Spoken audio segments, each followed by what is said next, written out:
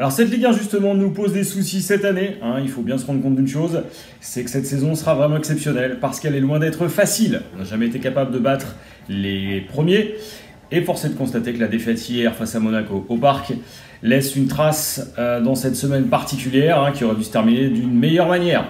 On bat le Barça, on se fait battre par les Monégasques. On a vu hier Mauricio Pochettino prendre une leçon tactique de la part de Kovac, l'entraîneur de l'ASM. On a vu aussi un Kylian Mbappé bien esselé. D'abord parce qu'il n'était pas servi, ensuite parce qu'il était très entouré. Il a été fréquemment encadré, littéralement par trois défenseurs. Et donc, face aux merveilles du début de semaine, on a vu la fin de semaine être nettement moins attractive. Alors ça pose beaucoup de questions. La première, c'est est-ce que le PSG sera champion cette année ? Mais surtout, crainte qui n'existait pas depuis l'arrivée de QSI au PSG. Est-ce qu'on sera en Ligue des Champions ? Car la crainte existe. Elle se fait jour parmi les supporters et au sein même du club. On commence à se poser des questions. Alors ce que ça met en avant, c'est d'abord qu'on a un banquet faible, friable. Sans Verratti, j'ai envie de dire point de salut. On voit aussi que les joueurs qui sortent du banc sont moins talentueux, moins créatifs, moins créateurs que leurs devanciers, notamment barcelonais. Et puis un être vous manque et tout est dépeuplé. Neymar dans les tribunes, ça fait quand même moins d'effet que Neymar sur la pelouse. Et on l'a bien vu, hein, dans les moments où il faut un exploit individuel, le génial brésilien nous a manqué. Pointant du doigt finalement une des carences qu'on n'avait pas constatées contre le FC Barcelone, c'est qu'il vaut mieux avoir ces deux superstars sur le terrain qu'une seule. En attendant, on croit toujours en notre équipe, on croit toujours en Mauricio Pochettino et puis on espère des lendemains meilleurs. À commencer par les prochains matchs contre Dijon, Brest, etc. Il ne faut plus perdre de points en route, on n'a plus le droit à l'erreur, on a déjà 6 défaites, c'est une première depuis QSI. Donc maintenant, ayons confiance en nous et transformons-nous en cette machine qu'on a pu voir contre Barcelone, en espérant que cette année ne soit pas une année encore plus extraordinaire. Mais on n'y pense pas.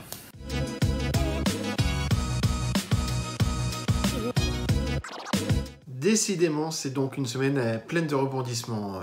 Évidemment, il y a eu mardi le match de gala contre Barcelone et puis dimanche la déception contre Monaco. Mais c'est aussi les grandes surprises au niveau des réactions de Free et de beIN Sport.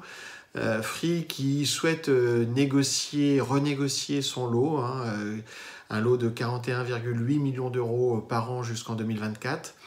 A priori pour des performances qui seraient moins intéressantes. C'est un peu étonnant parce que pour le coup, et la défaite de dimanche le démontre, on a un championnat qui suscite l'intérêt et l'incertitude. Dire qui sera champion aujourd'hui, c'est très difficile. Dire qui sera qualifié en Champions League également. Et donc, voilà, l'argument du directeur général de Free est pour le moins surprenant, mais on peut se mettre aussi à sa place. Si tout le monde renégocie à la baisse, pourquoi lui serait le seul à payer le prix signé au niveau de l'appel d'offres de 2018 ? En tout cas, c'était un élément qui fragilise un peu plus la Ligue et Vincent Labrune au moment de rentrer dans ces négociations-là. L'autre point, c'est effectivement beIN Sport qui rejoint Canal+ dans sa contestation au niveau du tribunal de ce lot 3. Lot 3 qui a été gagné par beIN Sport, qui est de 331 millions d'euros par an jusqu'en 2024 et qui est quelque part l'airbag de la Ligue dans cette renégociation des droits. Il est étonnant que beIN Sport change de position, parce que beIN Sport, c'est aussi Nasser El Khelaifi, et donc le président également du PSG, et qui a un vrai intérêt à ce que les droits ne baissent pas. Voilà, donc on est dans une situation de négociation, de partie de poker très dangereuse pour le football français, étonnante de la part de beIN, mais peut-être qu'on est aussi dans un pouvoir de négociation ou d'influence de Canal+, qui est par ailleurs le distributeur de beIN Sport.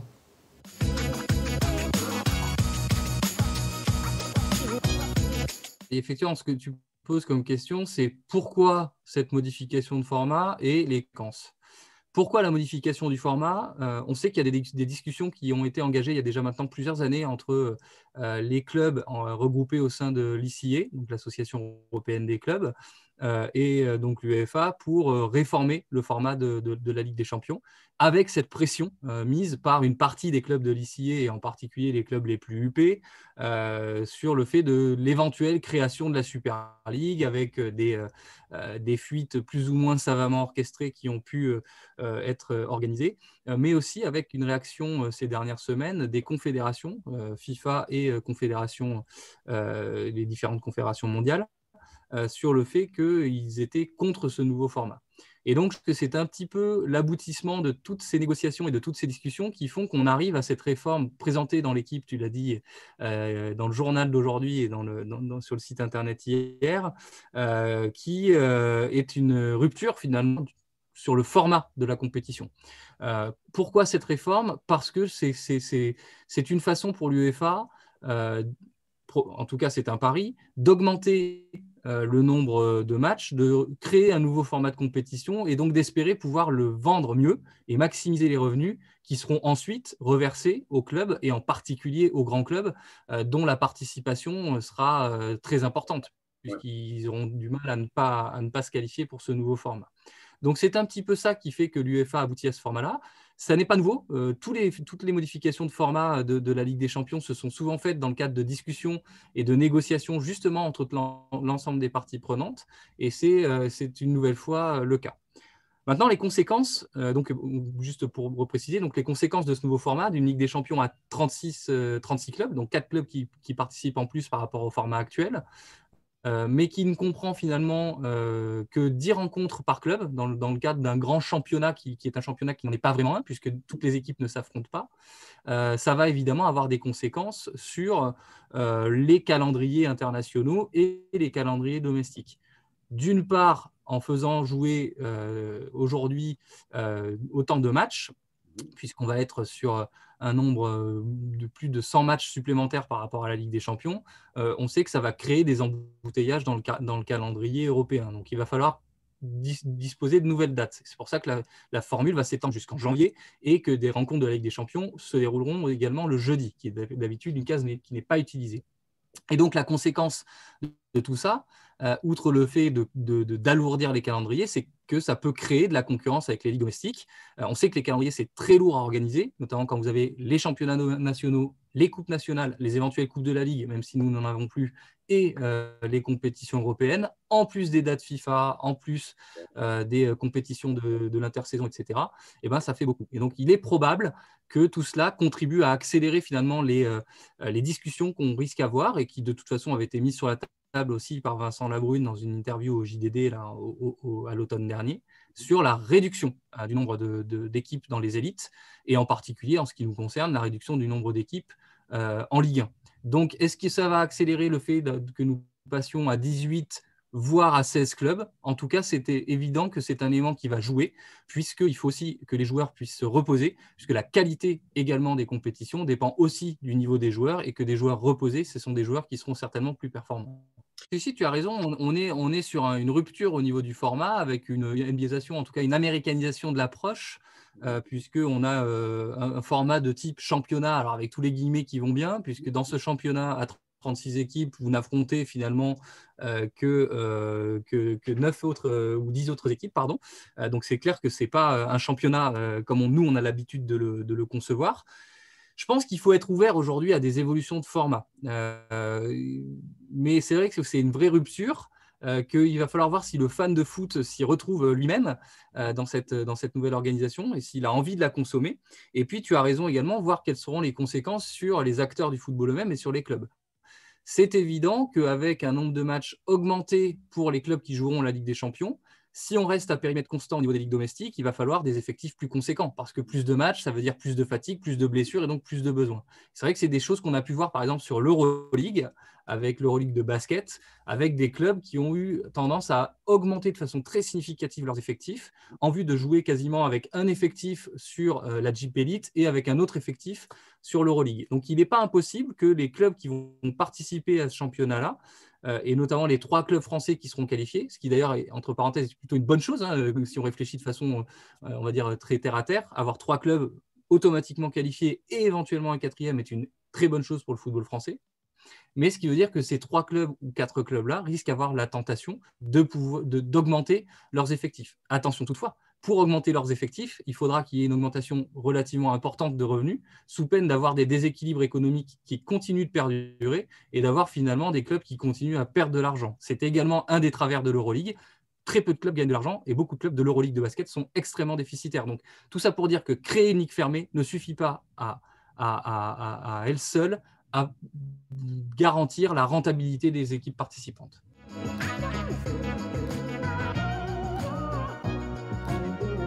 Alors, le fair play financier a déjà été adapté et allégé pour les 2 exercices, donc 2019-2020 et 2020-2021, justement pour tenir compte de ce contexte très dégradé qui fait que les clubs, dans leur grande majorité, vont enregistrer des pertes très conséquentes. Et donc là, le respect des dispositions du fair play financier devient quasiment impossible. C'est-à-dire ce respect des 30 millions d'euros de déficit qui doivent au maximum être couverts par l'actionnaire, c'est extrêmement compliqué sur 3 exercices. Donc c'est vrai que ça a déjà été adapté.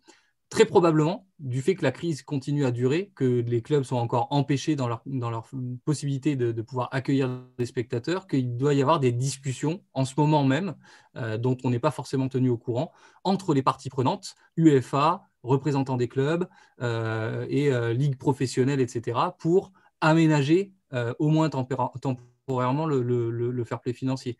C'est évident qu'on ne peut pas imaginer un seul instant que le fair play financier soit maintenu dans sa forme classique, alors même que les effets de la crise sont encore là, qu'on subit encore la crise et que les clubs n'ont pas la capacité à pouvoir respecter ces dispositions. Donc, il va falloir voir quelle forme cela prend. Pendant combien de temps, justement, un allègement est prévu notamment, est-ce qu'il ne va pas falloir imaginer, puisqu'on sait que 2019-2020 et 2020-2021 ont été des exercices dégradés, probablement 2021-2022 pourrait l'être également, finalement que ces 3 années-là, puisque Fair Play Financier analyse 3 années, eh bien, soient considérées de façon un peu particulière par l'UEFA, justement pour tenir compte de cette dégradation du contexte. C'est peut-être une solution, ou alors il y aura un aménagement temporaire et un retour progressif, quitte à réintroduire un déficit toléré supérieur, comme cela avait été mis en place au moment justement de l'implémentation du fair play financier. C'est peut-être ça qui sera choisi, ou alors ce sera un mix des. Mais c'est sûr qu'il va y avoir des aménagements à ce niveau-là, parce que sinon ça amènerait l'UEFA et en particulier l'instance chargée de contrôler et de sanctionner les clubs à prendre des sanctions beaucoup trop importantes contre un nombre énorme de clubs. Pardon. Mais tu n'imagines pas, toi, une disparition de cet encadrement? Non, je ne pense pas. Encore une fois, un peu comme pour la taxe Buffet, je pense pas que ce soit un débat qu'il faille rouvrir non plus. Au contraire, je pense qu'il faut ouvrir le débat de la régulation du football professionnel. Le fair play financier est un outil de régulation et donc il n'est pas forcément aujourd'hui nécessaire de le supprimer pour repartir sur une autre chose. Il est plutôt nécessaire de l'adapter, de le mettre entre parenthèses, de faire en sorte finalement d'avoir un dispositif qui tienne compte du contexte et qui ne soit pas juste une application brute et épaisse finalement d'une règle. Et l'UEFA a toujours su d'ailleurs adapter ce dispositif au contexte. Elle l'a aussi fait évoluer. Elle a ouvert la possibilité des accords de règlement, etc. Donc il y a eu beaucoup de choses qui ont été adaptées. Et moi, je suis plutôt dans l'optique de dire adaptons-le, ce dispositif-là, plutôt que de le supprimer, parce qu'on sait que si on le supprime, très probablement qu'il deviendra très compliqué de le réimplémenter. Voilà. Mais en tout cas, adaptons-le et en parallèle, entre l'ensemble des parties prenantes du football européen et du football français, réouvrons ce débat nécessaire et vital de la régulation qui doit être important et qui doit être vraiment au cœur de nos préoccupations pour les mois à venir.